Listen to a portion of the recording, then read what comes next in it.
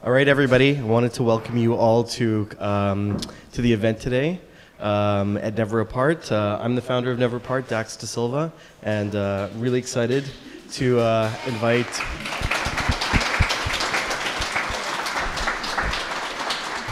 the opening ceremony of Collective Culture, and it's going to be an amazing couple of days. Nene and Keisha presented this project to us not very long ago, and the organization of this event has been stellar, and I think that the reception and the importance to the community is going to be amazing. So a little bit about Never Apart. We opened a year ago. And I hope you get a chance to explore the center. It's gallery spaces. There's a theater that's got a film running. There's Moon Room and Sunroom where we're going to have some special performances. The space is, the mission behind the space is all about unity. It's all about diversity. It's all about inclusivity, and it's creating social change, positive change through art and culture and creativity. And it's very much the mission of this festival. And so I want to thank Nene and Keisha for bringing this to Never Apart. I'm really proud, and I think really inspired by what they put together for us. So thank you all for being at Never Apart, and I hope you enjoy your days here. Thank you so much, Dax. Thank you. Thank you. So I first wanted to say thank you so much to everybody that's here and who supported us through this summer of planning, and to all of the people who came from out of town. It means so much to us. Like, I'm really trying not to cry today. So, and I also wanted to say that I'm so proud of Nene, and I'm so grateful for all the work that she's done, and meeting her has been amazing, and this festival, we've put our hearts into this, so we really hope you guys enjoy everything that we have planned for the weekend. And yeah, that's what I wanted to say, so thank you again for coming, and yeah.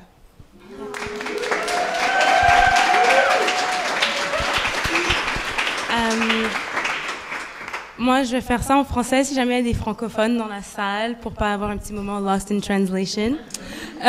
J'aimerais aussi remercier tout le monde qui est présent aujourd'hui, tous ceux et celles qui nous ont aidés à travers ce processus. Comme Keisha l'a dit, c'était vraiment une situation de blood, sweat and tears, mais c'est parce qu'on voulait voir le beau résultat qui se manifeste devant nous aujourd'hui. De voir tous ces gens réunis dans une salle pour une cause positive, c'est très émouvant pour nous. On a dû se maquiller en dessous des yeux pour se motiver à ne pas pleurer. Essentiellement, on a juste très hâte de partager ces 3 jours avec vous et de découvrir les conversations qui vont se dérouler entre artistes divers, personnes de générations différentes. On voulait vraiment avoir un moment où on pouvait échanger et développer quelque chose de nouveau ensemble, et on croit que c'est ce qu'on a créé cette fin de semaine. Donc, in English. So, we also just wanted to state that we recognize the particular context created by the Canadian project, and we acknowledge that CCMTL is taking place on unceded Kanien'kehá:ka territory. But what we'd really like to do is to come together in this time and place to imagine new positivities, of course, but possibilities together. Donc, nous sommes conscients des enjeux du projet canadien et des dynamiques qui en découlent. Nous reconnaissons que le festival se déroule sur un territoire Kanien'kehá:ka non cédé, et nous espérons que ce rassemblement donnera lieu à des imaginations ensemble de nouvelles possibilités. So, we had promised you a clapback for the opening ceremony, and then we realized we're going to be here for 3 days, so why not have the longest clapback ever?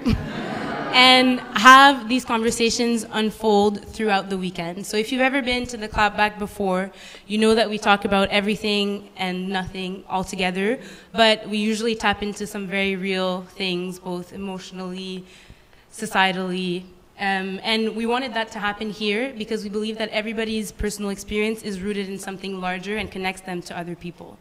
And so the themes that motivated us to launch this festival were the ideas of invisibility, identity, and culture, and how often we struggle with these themes, but they lead us to create beautiful things as Black, Indigenous, and people of color existing in Canada.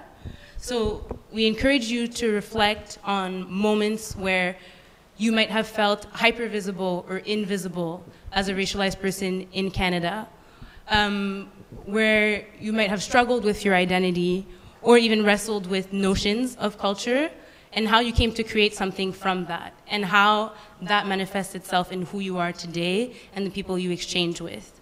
And we hope that you'll be able to have conversations on these themes and so much more throughout the weekend. And when we get together again for the closing ceremony tomorrow evening, we'll be able to have a more drawn out clapback situation where we can all share what we've exchanged, thought, felt throughout the weekend on these themes, and most likely learn from each other.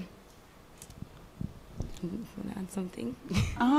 Well, I think that one of the main things that we really wanted to give people the opportunity for with this festival is really to connect and meet each other, and especially in the themes that Nene was speaking about, like how we kind of came to even like start the festival, was that we both had experiences with these different themes of being hypervisible and invisible, especially through university, and we just wanted to create a platform so that people can actually speak about those experiences with one another, and just, you know, like do some of the things that we did together as our friendship has developed. And if anybody has any moments where, you know, they want to talk to someone one-on-one, the space is perfect for that. So we really hope that this weekend can be an opportunity for you guys to kind of just breathe a little bit and let loose and connect with people on these pretty intense and sometimes very real and hard things to deal with and talk about.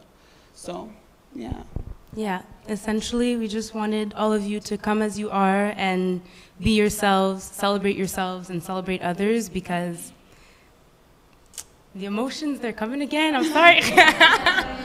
Because it's very rare to come across times and spaces that are dedicated to these very things for people like ourselves, and we really wanted to have this moment with all of you. So now, enough of the teary-eyed moments. We want to walk you through what you can expect today. So today at 3 p.m. we have two things coming up. We're going to be launching our pop-up shop upstairs. Very excited for this. And we will also have our up-close and personal performance series. And we'll just walk you through who's going to be where, doing what. Do you want to... Well, I want to say something first about the up close and personal. Nene, like, she curated this event completely. She brought all the artists together, and I am so proud of her. I'm so excited for this event. So it's going to be really good, and we have a lot of really great performers. So I guess you can start, since you put this together so beautifully. I'd like you to introduce the people. Thank you, Keisha.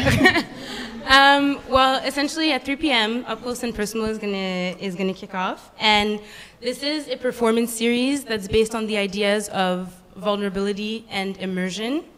I found these themes to be relevant in the context of our festival because we're talking about racialized identity and how you can feel very immersed in an intense reality when you're a racialized person in Canada, and very vulnerable at the same time, even if you're labeled as threatening. And so I thought of sharing more tender and diversified moments in different spaces and showcasing different aspects of people's subjectivity for this performance series. And I'm very excited to introduce all the artists that are taking part. So Kenza, sitting right here, putting you on the spot, will be reading as part of Up Close and Personal. She spent the last year taking classes on gender and feminism, and next year she'll start her master's in gender and social policy. She writes for Le Shindig, shout out to Christelle, and is mainly into questions of identity, post-colonialism, and the power of writing as an instrument of social critic and change. We'll also have Miles Greenberg performing. Miles is up here. Hey, hey, hey. And so Miles is a young Montreal-based performer and model. His practice consists primarily of process-based performance, video and installation art, as well as photography, dance, and writing. So Miles has something extra special prepared for us that will be unfolding on the balcony at 3. So go interact with his performance. You're gonna love it, I promise. So Eli is going to be reading as well. I have a little something to read about Eli. Sorry, it's on my phone. So, Eli Jack Lynch is a creative writing student at Concordia, finishing their degree very soon. They have been published on Metatron's Omega blog, in Alien Shizine, and elsewhere. They were one of the organizers of the Off the Page 2006 Literary Festival and are part of the Spectra Journal Collective, a queer literary arts journal. So Eli is not only performing during Up Close and Personal, but also selling their zine at the pop-up shop because hashtag multi-talented. And so there's also Rémi Paulin Toihirois. Je vais lire ça en français parce que Rémi va lire en français. Et si vous avez des questions, if you want me to translate after, just let me know, I can do that. Donc, Rémi étudie, vit et crée à Montréal. Il travaille actuellement sur son premier recueil de fragments poétiques, Soleil noir.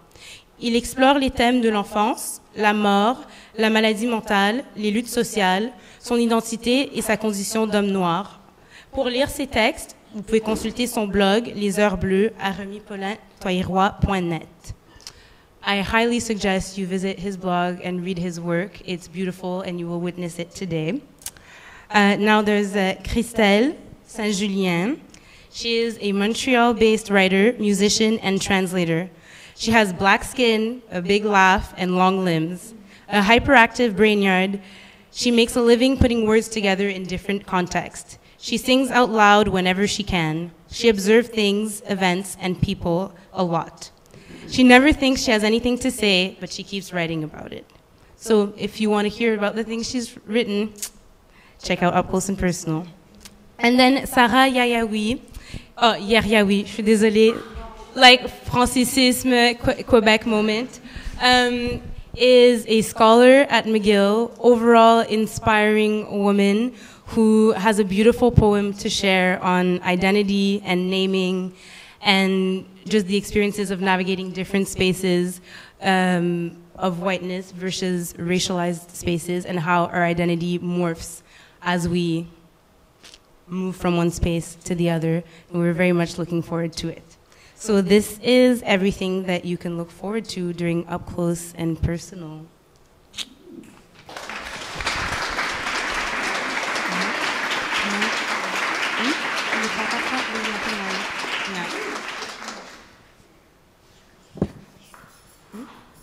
And so just to get everybody like kicked off and ready for the clapback discussions that will happen throughout the weekend, we wanted to throw out the theme of invisibility. So I don't know if we didn't write it, but invisibility, the in is in parentheses. So it's to kind of speak on the tension of hypervisibility versus invisibility. And we wanted to know if anybody had struggled with that as a racialized person in Canada and wanted to speak on it and this experience. We know that we did speak to some friends who are white passing and how this makes them feel invisible at times because in one space they're perceived as only a fraction of what they are, and in another space it's kind of the same story. And we were wondering how everybody deals with that. This is going to be in true clapback fashion where there's only going to be one brave soul that's going to express themselves before everyone else. Anybody? Yes, Muna. Okay, so talk about invisibility. I think about... Muna, do you want to come up here? Oh, sure. You can even sit here if you'd Hey, like. you can come sit with us. Please take a seat. Just act like I was part of this whole thing the whole time. We planned this. Oh, also, Muna is going to be a part of one of our events tomorrow, which is going to be a table read of a play called Blacks Don't Bowl, written by Vadney Hayes. So, And I'm so excited. It's going to be great. Yay! So talking about invisibility, I had a situation a couple weeks ago in Toronto at a store that I actually live directly across the street from called SVP Sports. And I went in with a white friend, male, and I was looking for shoes similar to the flip-flops you were wearing earlier, like just like a cute little slide-in flip-flop in white, and they had them. And so I grabbed a pair from the wall, and I'm standing there waiting to get served, and my friend Mark is on his phone in the corner, not paying attention to anything that's going on. He just came with me. And I'm literally watching one of the associates who works in the store walk out of the back, walk around, look at me, then look at my friend Mark, who's on his phone, not paying attention, not shopping, and ask him if he needs help. And my friend Mark looked at the man and was like, because I'm clearly standing there with the shoe from the wall asking for help. And it was one of those experiences because earlier that day I had complained to Mark that I was so sick of being a black woman. Not the fact of my blackness, but the fact of being a second-class citizen and the experience of not having the same treatment as other people. And it was so frustrating to me because I'm very angry about it. I don't like the way that people don't hear me, people don't see me the same way because of the color of my skin. That's what they see first. And so it was like, you know, the gods were like, we gonna teach Mark today. Because he had yelled at me. He was like, don't you ever say that. You should be proud. You are beautiful. I was like, honey, you don't know what I go through. And so literally that afternoon, we have this experience, and then he sees where, you know, this guy's literally like approaching him ready to suck his dick. Meanwhile, I'm there with money trying to buy something, no service. And so it was one of those moments where it was like, well, I can't buy anything from the store anymore because I have to vote with my dollar, and I'm not going to give my money to a store that does not serve people who look like me because of whatever assumptions they have. And so, you know, I made the guy go get a bunch of shoes, and then I just left. Yes. And yeah, and it was just very frustrating, and it, you know. I think what you're sharing is very real, and it's kind of this idea that there's so many situations where like people feel that they're literally too good for your money. Even though... Oh no, they assume that you don't even have money. They assume that you don't even have money, but even if you do, and you're exhibiting all the behaviors of someone who does, they're unable to process that information. This was actually like when we were doing this event and we needed to open up a business account. And we went to a bank and we called the bank. Bank that shall not be named. Call him out! Call him out! Call him out? Should I call him out? Okay, well, okay, you know what? Why not? Let's do it. I guess I should. So we went to Scotiabank. Boo! Right? Boo! And we looked for a long time. We did our research. We were trying to figure out the best place. And we go and we make an appointment and we call them. We're like, okay, yeah, like we want to set up a business account. We give them our names. So we had to shoot a video like really early. It was like 7 or something. We had to get up and do that. And then we had to go to the bank appointment. So we go to the bank appointment and we walk in and the woman stands there and she's like, we're like, oh, like, hi, we're here to open up like our business account. And she's like, oh, and she like looks us up and down. She's like, you're like for a business account? And we're like, yeah. And she's like, okay, just wait here. So we sit down and we wait. And then the woman comes back and our meeting, because it was with a business account, it had to be with the head of the bank. So she comes back and she's like, oh, unfortunately, she's the woman is with a client right now, so she won't be able to see you. Can you come back at 4? And we're like, no, we can't. I had class at the time. So then we're like, okay, so we'll... One important detail is that we had booked and confirmed an appointment with the bank manager. Yeah. At least 48 hours prior. Yeah. Yeah. So. And then we end up, we're like, okay, that was really awkward. So we just leave and then we make an appointment for the next day. And then we spoke to our what I like to call the Wizard Council. So these are our advisors that have helped us with our parents and our family and our friends. So we called our Wizard Councils and we told them what happened. They're like, no, you guys have to go to a different bank. You have to go to a different bank. And then they end up scheduling an appointment the next day anyways. And we just didn't show up because we're like, we're just going to see what happens. They never called us. And it was just this thing where you're like, okay, like, we're trying to open up a business account here because we're trying to start something good, and these people just didn't even take us seriously because we were 2 black girls. And it was like, we're trying to give you our money, but that's not even good enough at this point. And we're just like sitting there, we're like, well, this is just like, it was very hurtful, but like at the same time, it's like, this is a reality that you learn as you get older, and this was a very real thing where we realized that even we were dressed professionally, everything, but they didn't want to take us seriously. Well, does anybody else want to speak on that? The idea of kind of having to abide by respectability politics, but also having these notions projected onto you, so it doesn't even matter how much you enact these politics. All they see is the color of your skin, kind of as like in our bank incident, in the incident at the store. I'm sure that at least one other person here has dealt with this. Yes. Rather than a what do you think they're assuming when they refuse to serve you? I mean, I have the same question. I've gone through these things, but my question always is, what is it that they're assuming? Because you clearly, when you're in a shop, you have money, you're going to open a business account. One would assume if you're opening an account of a bank, you have money to put into the account. So what do you think they're assuming? Yes, of course. Well, in my experience, because it's not only in stores, it's in restaurants, I think the assumption is that you serve clients who look like the kind of clients that you want to have first.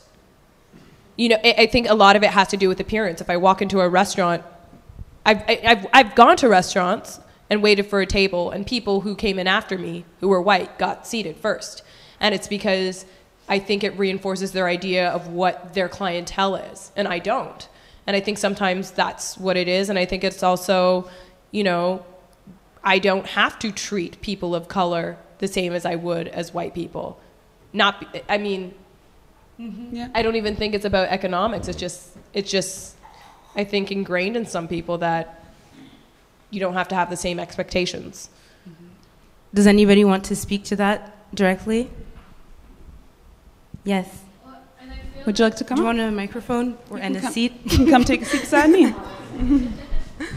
I feel like, yeah, what you were saying about clientele is really interesting, and I think that when you were talking about this, I like imagined like a fancy restaurant in my head, and they're like, oh, they want people who look fancy, but I think this definitely happens in like our like DIY hipster spaces where you have this cool DIY hipster neighborhood, and then you want the cool hipster DIY people at your cool events, at your cool spaces.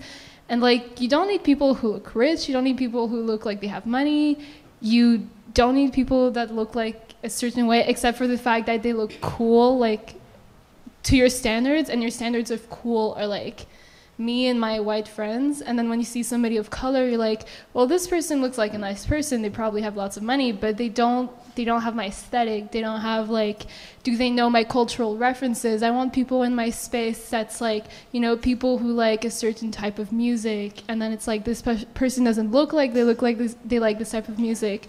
And it's sort of like, just like people wanting to keep their circles closed and like very well curated, like both like in terms of art, but in terms of like friends and people that like inhabit your space. So it's not like something that's just like, oh, like the rich white man that owns this like popular restaurant. It's like also in our own like DIY hipster circles also. And I think it's very interesting that you bring up the idea of curation, because I think it segues well into the theme of identity and how there's only so much of your identity that you can curate or decide that you present as a racialized person, right? Because I could change the way that I dress, I could change the way that I speak, but the color of my skin is still going to be the same unless I invest millions in like skin bleaching, at which point I will still be a black person with just like a severe illness. But all this to say that there's only so many aspects of your subjectivity that you can alter, whereas the idea of whiteness is the idea of mobility, right? Because through whiteness you can consume any culture you'd like and adopt any identity you'd like, whereas when you're racialized, you're very much physically rooted in a certain reality. I feel like white people are almost like blank canvases. Like literally people see white people as blank canvases, whereas everybody else literally has like already color on them. Like you have a green background on your like canvas and then you paint over that color, whereas white is just like you're blank. Like you can project anything and be anything, but everything else is just like...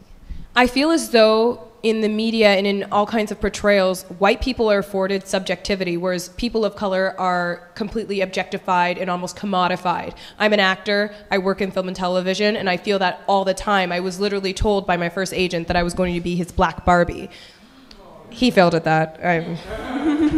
I'm a lot more than that, but I definitely feel as though when I'm auditioning for roles, when I see what's out there, I'm not afforded the same opportunity to express my humanity. Mm-hmm. It's limited. Whereas, you know, a white girl can play, you know, a cute little, like, oh man, I just discovered a cult, la la la. Like, if I'm, as a person of color, I don't get the opportunity to just tell basic ass stories. Mm-hmm. It has to be something about street girl, comes from the gutter, wants wants to defy her parents and go to university, or like, you know, like some, like, you know, some like stupid bullshit. Like, can I just fall in love and have it be about that and not have it be about race? If you do it in the ghetto. But I think that this touches on so many conversations that we've had with the people who are participating in the festival and even amongst ourselves, and on kind of the construct of whiteness and how ideas of, don't worry, we got you, it's fine, and how ideas of humanity as a whole, as we know it, and gender are woven into that construct and push racialized people out of these definitions so that we are forced to perform gender and perform whiteness just to be seen as human. And so it's kind of clawing at the surface of this construct that was never made for us. I'm just speaking on my own views. I don't want to project anything onto anyone. But I was wondering if anybody wanted to speak on the idea of identity and like wrestling with constructs. Yes. Would Daddy. you like to have a microphone? Come on Daddy, up. come up. Yes, of course. You can speak here because they can't hear. Muna is rotating. I have to pee. Come on up. By the way, everyone, this is my dad. This is Keisha's This is my father. dad.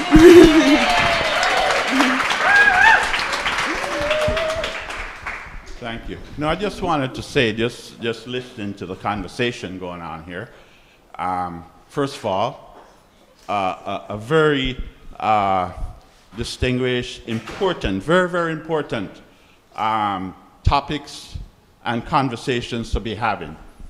I just wanted to say, just listen, where the young lady just went here, when she went into a sports store buying her shoes, we have to also concentrate on the power structure, because even just looking at the Olympics right now, you go on the TV and you watch the Olympics, especially track and field. Most of the winners and the people who are promoting or are winning and eventually will promote these products are black. Watch it. And the power structure uses that to make the money and push the products. So where do we come in on this? Where are our thoughts on this? Right? We're discussing things on a retail level, where we're buying. But the power, there's a lot of power there that we're not looking at, because it's used to push these products. Nikes, Pumas, all of them. It's used to push these products. Look, watch Olympics and see what's going on. So I think we have to sort of elevate our minds too of the power we have as a race. And from there, taking it to that level, we can push it into the humanity level, because this is where the end results will be, on the humanity level, where we can see each other as equals. But first, the power structure is there to deal with, and we have to find ways to level that playing field, and we have the power to do that. Our thoughts, our concentration should be there. We will come across these incidents all the time.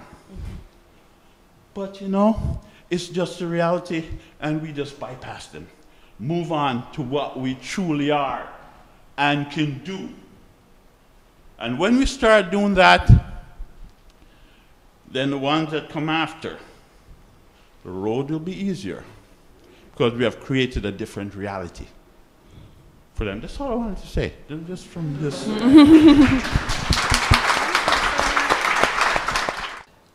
A lot of times the people who are making the most money off of that image, off of the black person that runs, like Usain Bolt as an example, it's still white people who own these corporations and who own these things. And it still kind of ties in with this idea of like objectification in some ways, and profit, and who's profiting from it, you know? But I think also that's what's so interesting, that the dynamics are this way within a capitalist structure, right? Mm-hmm. Because what drives the system? It's demand. Yeah. If the demand shifts, the supply shifts. What are we supplying now? Commoditized versions of race. Mm-hmm. Because white people aren't the only people buying them. Mm-hmm. We all are. So I think that's what's relevant in that statement, is that we all have the power to make decisions every single time we make a purchase. Every time you decide which book you're going to read, every time you decide what song you want to listen to, what TV show you want to watch, what shirt you want to buy, like what juice you want to drink. All of those are decisions, and we're provided with the information as to where these items are coming from and what cycles they're embedded in. But because we live in such a like hyper-mediatized context, there are all these things that are meant to distract us so that we'll just make the easiest decision. And the easiest decision is the one that fuels the system. And so it does feel like a trap, but I think your father's comment was very important because it reminds us that we do have agency in this process. It's very true. I feel also like the last thing that he said about creating your own spaces is really, I think for me, the most meaningful, because you can try to like, you know, make conscious decisions like in your daily life and try to, you know, change things like from like the where you already are, but like what you guys are doing like right now of creating this event and creating like your alternate reality, I think is like really the key, because you can only change a thing so much. But you can, like, if you create a whole new system in which, like, you have value, in which your ideas have value, then other people will see that you have value, and then you'll be creating the supply and the demand, and then the rest will catch up. So, like, for sure you can choose what you do, what you buy, but I think most of all you can decide to make something new and decide that, you know what, I'm not going to buy A or B or C. I'm going to make my own thing, and then maybe... then you can encourage your friends, the people you know, the people in your city, the people anywhere that are taking these decisions to make something outside of A, B, and C, and that are trying to do something that gives value to like them and their community. It's very true. Yeah. Very true. I feel like every single one of your comments are perfect transitions for like the following subject. You need to be at every clapback ever. But yeah, I really like this notion of creating alternate spaces and the idea of creation and how that ties into culture or cultural production. And we really wanted to sound out the question this weekend to really know what culture means to every person, because I think everybody has a different and nuanced understanding of that word or of that concept, and it's kind of thrown around casually in a lot of different conversations. So this is something that we're dying to know from people. Like, what does culture mean to you? And what does culture at large versus your culture mean? And do you feel there are nuances between the two? Anybody? Yeah. Would you like a microphone and a seat? Okay.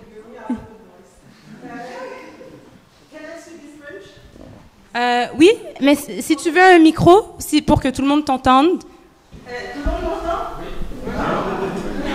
Je ne peux pas aller d'abord. Ok, la question que je voudrais demander aux gens, parce qu'il y a des sœurs et des frères blancs qui sont dans la pièce, j'aimerais leur demander, est-ce que vous êtes conscients de ce qui se passe dans la société?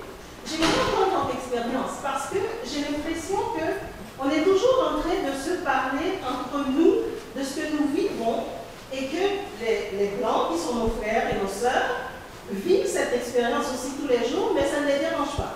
Est-ce que ça vous dérange quand vous allez quelque part et que vous voyez une personne noire qui est traitée de façon différente de vous, et quelle est votre réaction? Parce que je pense qu'on va avoir 1000 années à faire cette lutte, et qu'elle ne sera jamais finie. Parce que moi j'ai 61 ans, ok?